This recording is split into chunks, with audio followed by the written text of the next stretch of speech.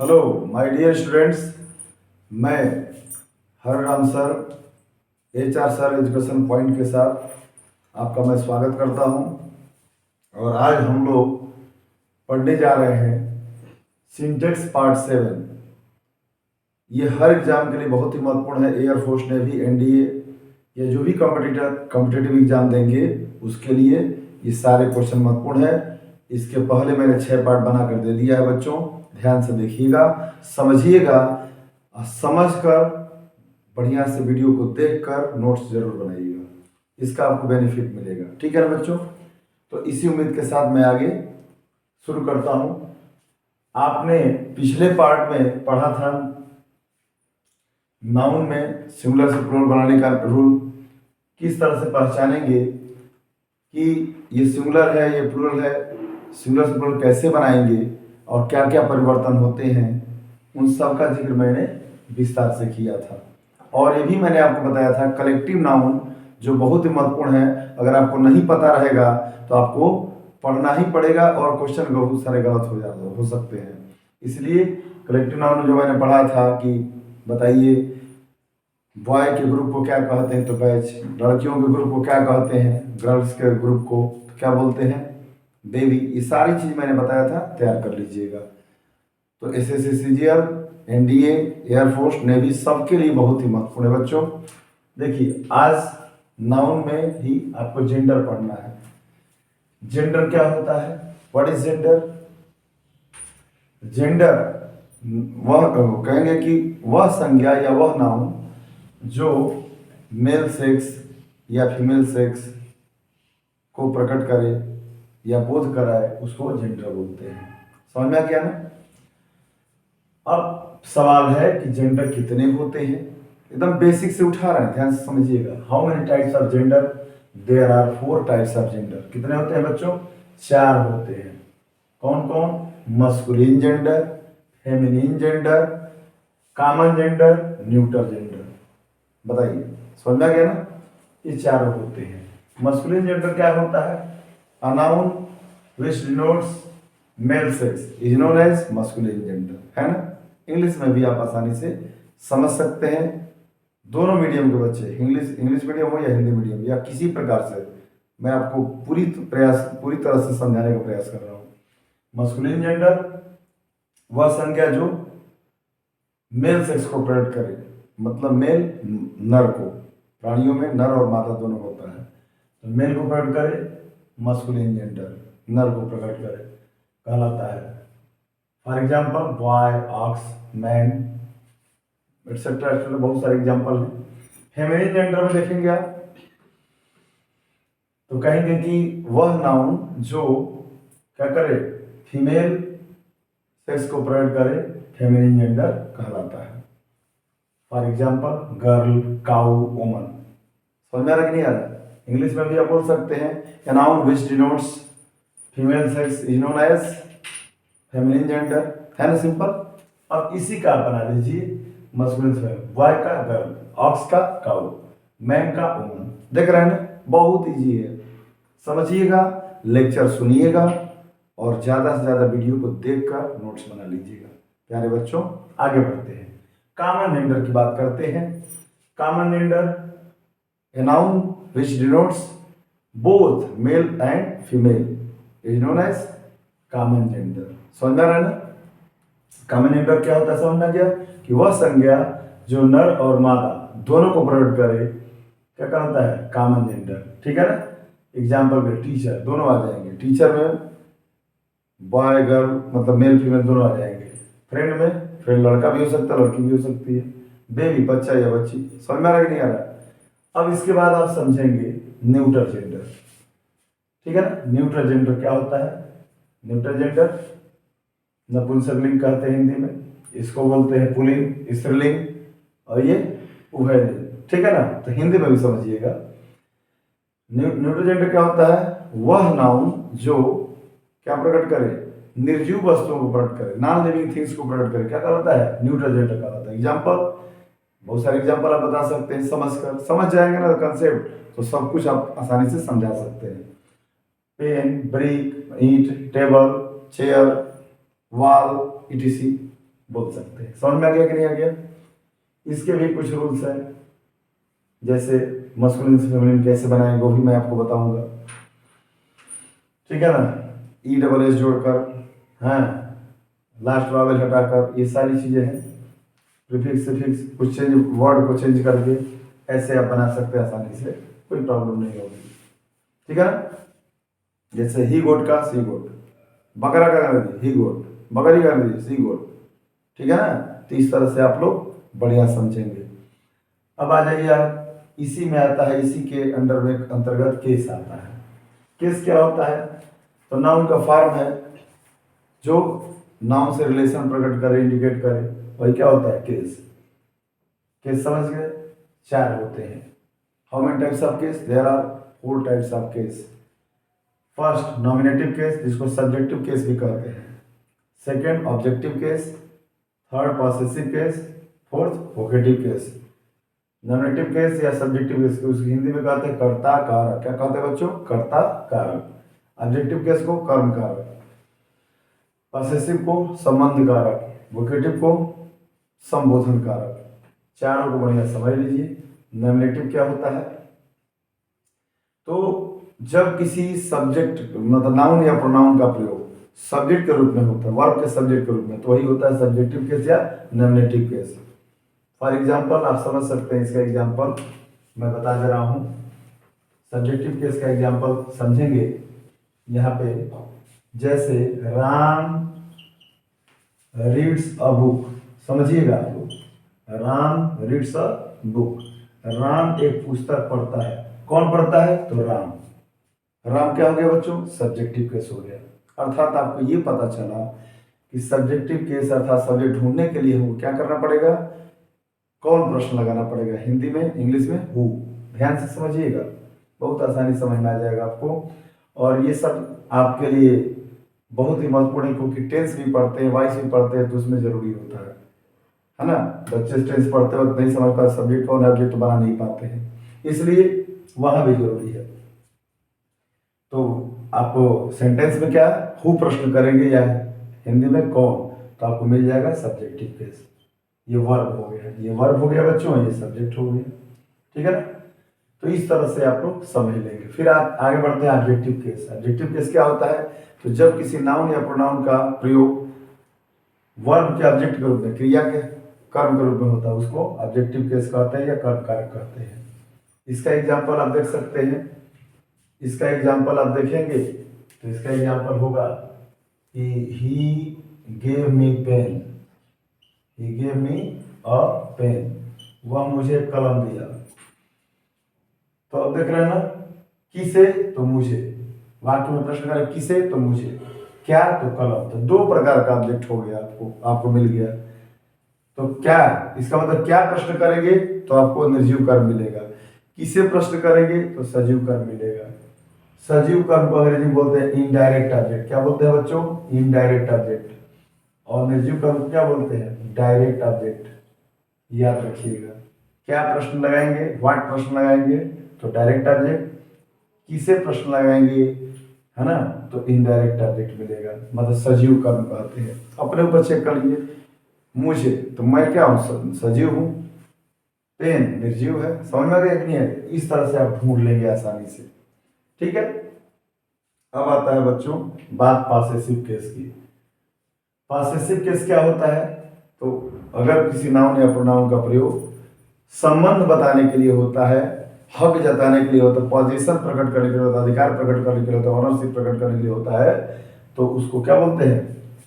उसे possessive case में कहा जाता है या पॉसेसिव केस कहा जाता है।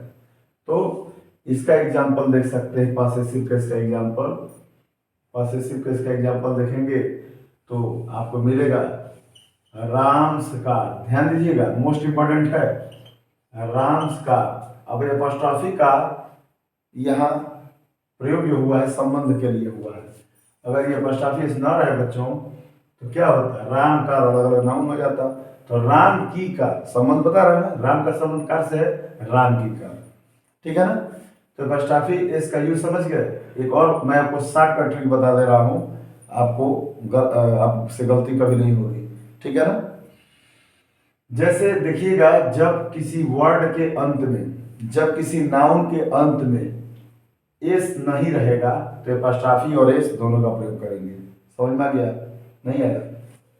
जब किसी नाउन के अंत में एस नहीं रहेगा तो एपॉस्ट्रॉफी एस का प्रयोग करेंगे, मतलब एस नहीं रहेगा तो एपॉस्ट्रॉफी एस का प्रयोग करेंगे। और एस रहेगा तो आप एपॉस्ट्रॉफी का केवल चिन्ह प्रयोग करेंगे, है ना,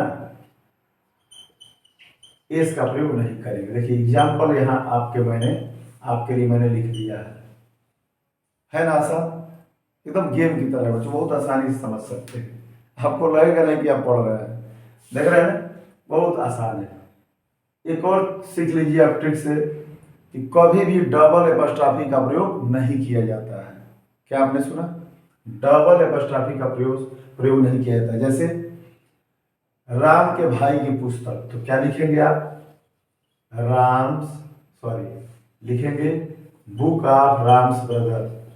क्या लिखिएगा बच्चों? Book of Ram's brother, Ram's brother. मेरी बात समझ में आ रही है बच्चों? ये डबल एपॉस्ट्रॉफी का प्रयोग नहीं करेंगे। अगर लिखते हैं कि राम्स ब्रदर्स बुक तो गलत हो जाएगा, है ना। आप का प्रयोग कब करेंगे? निर्जीव वस्तुओं के लिए, ध्यान दीजिएगा। सजीव के लिए एपॉस्ट्रॉफी इसका प्रयोग करते हैं। हाँ, कभी कभी पर्सनिफाइड ऑब्जेक्ट हो जाता है, पर्सनिफाइड वस्तु होती है या व्यक्ति, है ना, जिसको मानव ग्रुप माना जाता है, तो वहां पे एपॉस्ट्रॉफी इसका प्रयोग होता है। जैसे मान लीजिए आ गया प्रकृति का गुस्सा, तो नेचर एंगर, नेचर्स एंगर, देख रहे हैं ना, नेचर्स एंगर, प्रकृति का गुस्सा। आ रहा है कि नहीं आ रहा? तो यहाँ पर्सनिफाइड है, ठीक है।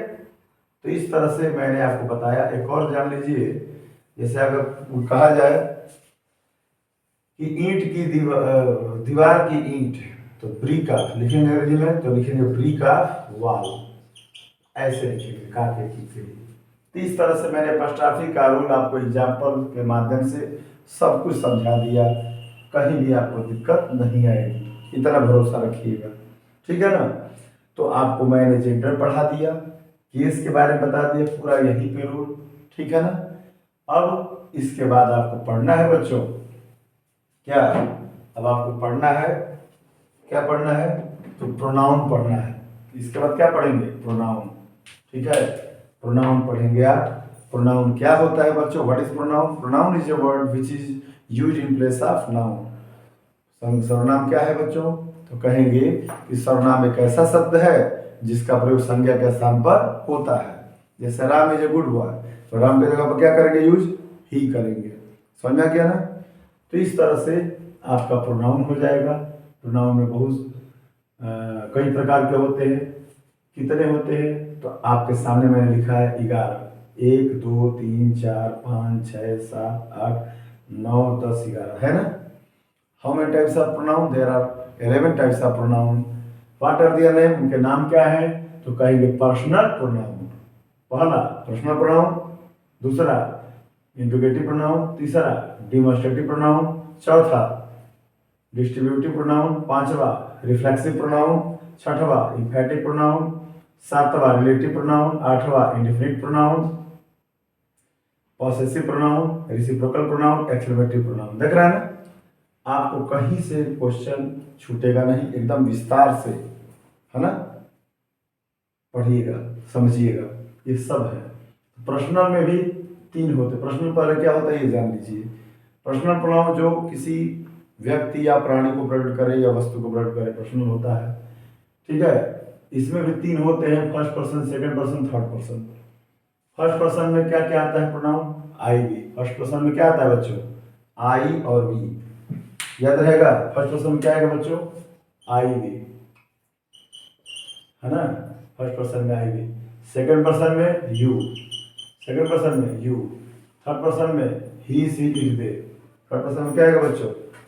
ही she it they, he she it दे, है ना, ही सी इट दे, ये याद रखिएगा। फर्स्ट पर्सन में आई वी, सेकंड पर्सन में यू, थर्ड पर्सन में he she it they. Third person में क्या आएगा बच्चों? He she it they, he she it they. देख रहे हैं ना?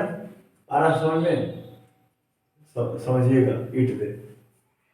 फर्स्ट पर्सन क्या होता है? जो बोल रहा होता है, जैसे मैं बोल रहा हूँ, मैं फर्स्ट पर्सन, आपसे बात कर रहे हैं second person you. Third person जिसके बारे में बात किया जाता है वो क्या होता है? Third person. ठीक है ना, कोई दिक्कत नहीं।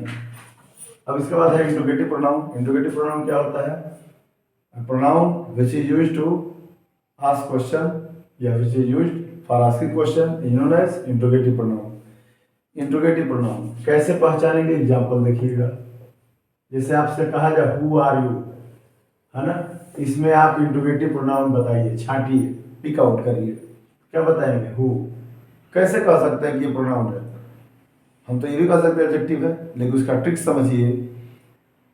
ये क्वेश्चन वर्ड के बाद, क्वेश्चन वर्ड के तुरंत बाद अगर वर्ब रहेगा, वर्ब का प्रयोग होगा, वर्ब, है ना, वर्ब कोई भी हो तो वर्ब है ना, तो वर्ब का प्रयोग होता है, ये प्रोनाउन ही होगा। ध्यान दीजिएगा, कौन प्रोनाउन होगा? इंट्रोगेटिव प्रोनाउन होगा। तो अधिकांश आप ऐसे समझ सकते हैं कि प्रोनाउन के बाद वर्ब आते हैं और एडजेक्टिव के बाद नाउन आते हैं। ऐसे आप ट्रिक से समझ जाएंगे, एकदम छांट लेंगे आसानी से। डेफिनेशन तो एक जैसा है, लेकिन ये क्या कह रहा है, कैसे छांटेंगे, कैसे गलत को एरर को छांटेंगे, इसके लिए आपको विस्तार से जानना पड़ेगा। क्योंकि कहा जाता है बच्चों कि अधूरी जानकारी खतरनाक होती है। इंग्लिश में little knowledge is more dangerous. तो इसलिए बच्चों हैव ए फुल नॉलेज, पूरी जानकारी रखिए जो आप कर रहे हैं, पढ़ रहे हैं। ये हो गया। इसके बाद आप पढ़ेंगे डिमॉन्स्ट्रेटिव प्रोनाउन। डिमॉन्स्ट्रेटिव क्या होता है? नाम ही स्पष्ट है, डिमॉन्स्ट्रेट मतलब इशारा करना, संकेत करना। ठीक है ना, तो वह सर्वनाम या वह प्रोनाउन जो किसी व्यक्ति की ओर इशारा करे, व्यक्ति, वस्तु अथवा स्थान, या किसी नाउन की ओर इशारा करे, क्या बोल देंगे? Demonstrative pronoun. डिमॉन्स्ट्रेटिव प्रोनाउन का एग्जांपल क्या कहेंगे? बोलिए। डिमॉन्स्ट्रेटिव का बहुत आसान है। दिस इज अ पेन, यह एक कलम है। देख रहे हैं ना, तो दिस क्या कर रहा है? इशारा कर रहा है कलम की ओर। इसी तरह दैट इज अ बुक, वह एक पुस्तक है। देख रहे हैं ना, तो दैट क्या कर, इशारा कर रहा है। दिस नजदीक के लिए, दैट दूर के लिए। दिस का प्लूरल दिज होता है और दैट का प्लूरल क्या होता है? दोज होता है। समझ में आ गया कि नहीं आ गया? तो दिस दैट दिज क्या हो गया बच्चों? डिस्ट्रीब्यूटिव प्रोनाउन हो गया। अगर आपसे हम पूछें कि बताइए क्यों आप कह सकते हैं, कैसे कह सकते हैं कि प्रोनाउन ही है, तो आप कहिएगा कि ये जो वर्ड आ रहे हैं डिमॉन्स्ट्रेटिव वर्ड, इसके तुरंत बाद क्या है? वर्ब है ना। डिमॉन्स्ट्रेटिव शब्द के बाद क्या है? वर्ब है। तो वर्ब आएगा तो क्या हो जाएगा? ये प्रोनाउन हो जाएगा। अगर वर्ब नहीं आएगा, नाउन आएगा, तो समझिए कि एडजेक्टिव हो जाएगा। एकदम कंपैरिजन करके पढ़िएगा, बहुत आसानी समझ में आ जाएगा आपको। इसके बाद है बच्चों, फटाफट हम देखते हैं रिफ्लेक्स डिस्ट्रीब्यूटिव। डिस्ट्रीब्यूटिव क्या होता है? वह सर्वनाम जो कई व्यक्तियों या वस्तुओं में से एक को, मतलब प्रत्येक को प्रकट करे, है ना, वो क्या हो जाता है? बोलिए, क्या होता है? डिस्ट्रीब्यूटिव हो जाता है। क्या हो जाता है बच्चों? डिस्ट्रीब्यूटिव। समझ में आ गया? तो डिस्ट्रीब्यूटिव में समझेंगे ईच, है ना, आइदर नाइदर सब आता है, समझ जाएंगे। जैसे मैं आपको एग्जाम्पल बता दे रहा हूँ। एग्जाम्पल के तौर पर आप समझेंगे डिस्ट्रीब्यूटिव का, each of boys can go home. देख रहे हैं बच्चों, लड़कों में से प्रत्येक घर जा सकता है। तो कई लड़के हैं, उसमें से प्रत्येक मतलब एक जा सकता है। देख रहे हैं ना, तो कई व्यक्तियों या वस्तुओं में से एक को प्रकट करें। समझ में आ गया? ये हो गया डिस्ट्रीब्यूटिव। डिस्ट्रीब्यूटिव मतलब डिस्ट्रीब्यूटिव बांटना, तो इसको बोलते हैं विभाग सूचक सर्वनाम। समझ में आ रहा नहीं आ रहा? जैसे मान लीजिए क्या गया, either of books will do, अर्थात पुस्तकों में से किसी पुस्तक से काम चल जाएगा। तो आइदर के बाद आप लोग देख रहे हैं ना, पहचान लीजिएगा, है ना। कई पुस्तकों में से एक, मतलब में से एक, तो क्या हो जाएगा? Either, each, either, neither. इसी तरह डिस्ट्रीब्यूटिव हो जाएगा। रिफ्लेक्सिव में, तो रिफ्लेक्सिव क्या होता है? रिफ्लेक्सिव जो कर्ता द्वारा किए गए कार्य का प्रभाव जिस प्रोनाउन को पढ़ता है उसको रिफ्लेक्सिव बोलते हैं, है ना।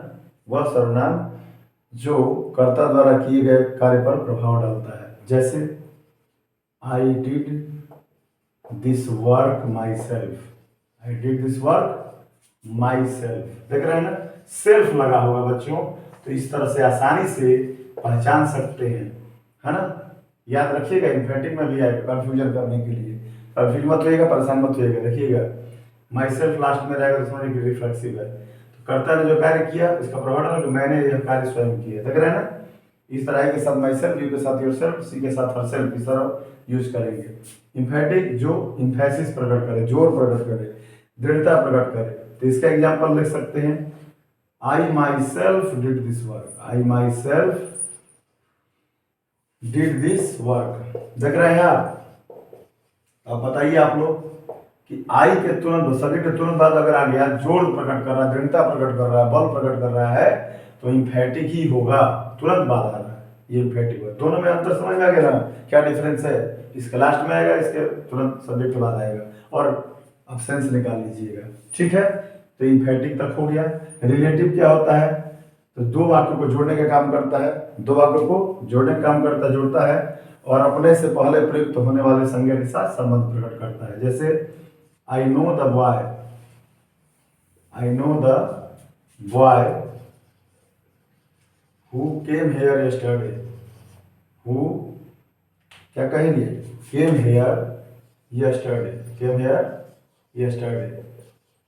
अर्थात यहां देख रहे हैं आप, यहाँ दो वाक्य, मैं आई नो द बॉय, मैं उस लड़के को जानता हूँ, और यहाँ ही छिपा हुआ है, ही के जब हु आया है, वह कल यहाँ आया था। अर्थात ये हु जो है, देख रहे हैं ना, जोड़ने का काम कर रहा है, और अपने से पहले संज्ञा के साथ, नाम के साथ संबंध प्रकट, लड़के का संबंध, मैं उस लड़के को जानता हूँ जो कल यहाँ आया था। इस तरह से आप पहचान जाएंगे। इंडिफिनिट में जो अनिश्चित व्यक्ति या वस्तु को प्रकट करे, अनिश्चयवाचक सर्वनाम होता है। जैसे सम आर ग्रेट, कुछ लोग महान होते हैं, देख रहे हैं ना, तो सम क्या हो गया, इंडिफिनिट प्रोनाउन हो गया। देख रहे हैं ना। इसी तरह आ गया पॉसेसिव। पॉसेसिव में कैसे पहचानेंगे आप, तो पॉसेसिव में,